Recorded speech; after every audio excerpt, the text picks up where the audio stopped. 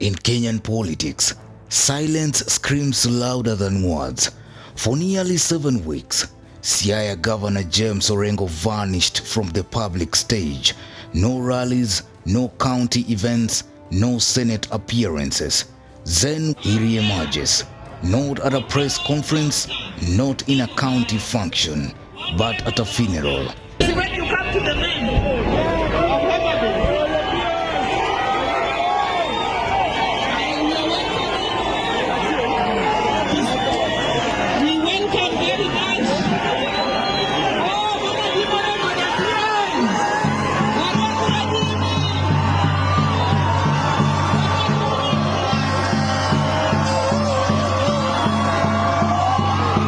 and as cameras rolled, it wasn't his speech that went viral, it was his legs.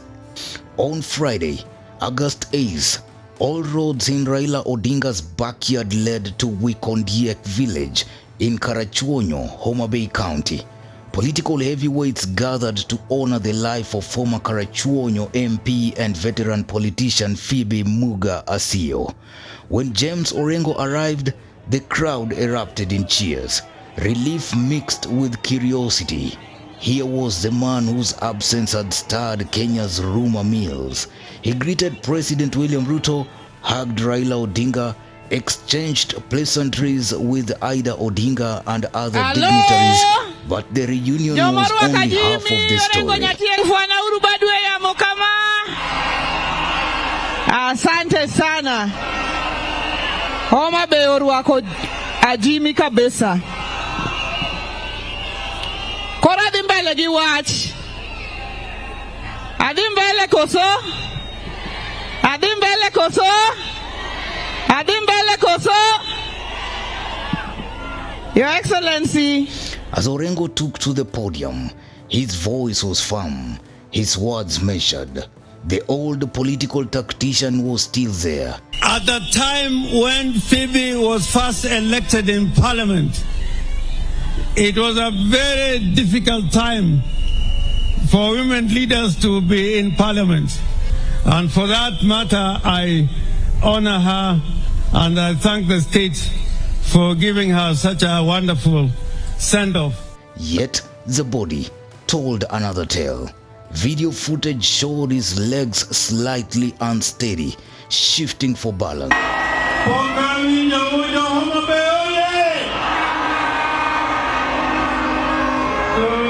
Excellency, completely.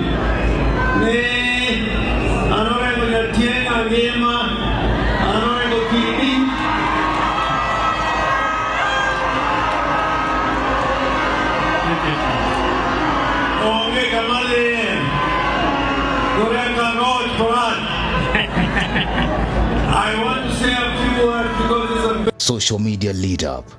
Political commentator Maverick Aoko posted on X. He was definitely coerced to make a public appearance. His body is speaking louder than his voice. Another user joked darkly. This guy really looks like a sick person. You think he's in the US for treatment?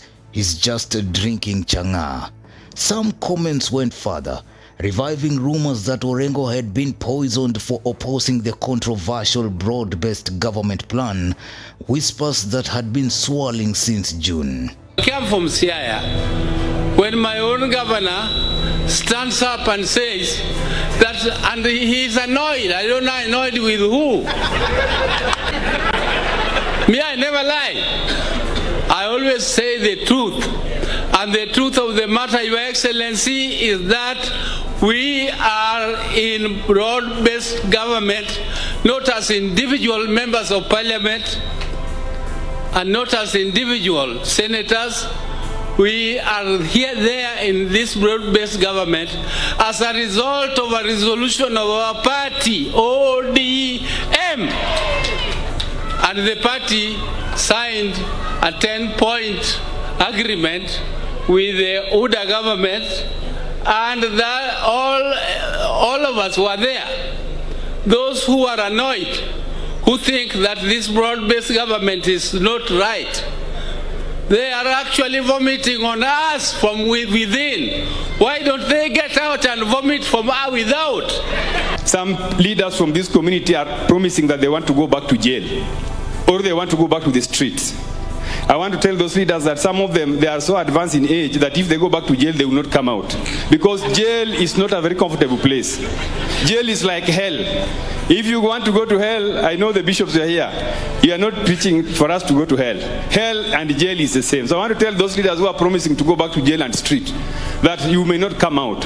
We have an opportunity to work with the president to transform our region, and that is what we are doing together with the leaders that are here, including my brother, the Cabinet Secretary for Treasury, John Badi, and the Cabinet Treasury for... Trend in Kenya, where we are very shy at rewarding heroes. We remember them when they die.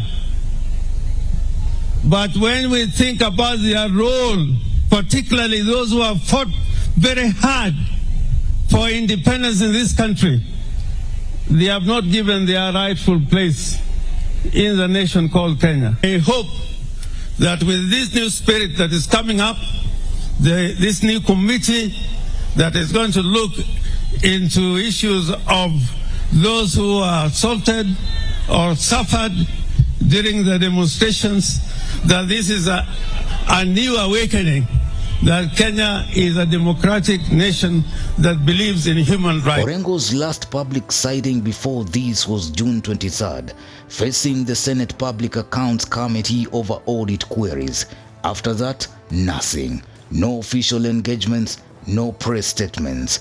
The vacuum was quickly filled by speculation, a medical trip to the US, internal ODM power struggles, even alleged state pressure. I know you know what I mean. I have done the leasing of our sugar mills, something we have been trying since I was Minister for Higher Education, since I was Minister for Agriculture in 2009. But it became possible because of broad-based. Because there is nobody now to go and, but the characters who try to go and look for Baba to tell them, oh, you see, there is a problem. Baba told them, no. Inside Siaya, tensions were rising. His relationship with Deputy Governor William Oduol had soured. With Oduol sidelined from county operations, the absence of the governor deepened the leadership vacuum. Both the governor and his deputy have not been seen in public performing their duties as envisaged. For a figure of Orengo's stature, a lawyer, a human rights veteran, and one of Raila's closest allies, prolonged absence carries political weight. In Kenya's fast-moving political scene, visibility is power. Disappear too long and the speculation becomes the story. His return at such high-profile funeral was a calculated move, symbolic enough to command attention, safe enough to avoid a full press grilling. But the optics, especially the perceived physical frailty, have now raised more questions than his absence ever did. Orengo has long been one of the few who can challenge both friend and foe in the political arena. His earlier opposition to the broad-based government plan positioned him as a thorn in the side of those seeking to consolidate power. That makes any sign of weakness, physical or political, a point of interest for allies and adversaries alike. We urge Honorable Orengo to desist from portraying himself as the sole speaker, leader and a spokesman of the Luo community. That Honorable Orengo is a governor that is subject to accountability by the citizens and the elected representatives of the people, that is the MCAs of Siaya. He definitely embarrassed the community and the county, and we are demanding from him to apologize. And if he does not apologize, definitely the MCAs are within their rights to hold him to account. They can censure him, and they could even get to the point of introducing an impeachment mission. But that is for them. Governor aliongea wakati tulipo kwako kwa matanga. Ukiangalia na ile speech, Mheshimiwa Raila aliingia prime minister wetu unapata ni kama sawa. So all these people that are telling President Ruto that everything is well, everything is going well, these people are people that are thinking President Ruto. They don't want President Ruto to be re-elected. Leave our governor alone. All developments that we are counting, they are just for our MCS and governors. In Nyanza politics, where symbolism matters as much as policy, a governor's health can quickly become a metaphor for the state of his political machinery. Will Orengo's reappearance silence the rumors or fuel them further? The handshake with Ruto may be read as a sign of political pragmatism or quiet capitulation. His embrace with Raila signals unity, but the questions about his health and political standing remain unanswered. And in Kenyan politics, unanswered questions are rarely left alone. James Orengo may have returned, but the story of his disappearance, rumored illness, and political positioning is far from over. If anything, the man who stood on shaky legs at a funeral now stands at the center of one of Nyanza's most curious political dramas. What do you think? Drop your comments. Newsroom, Maisha TV, Bushabi Jr.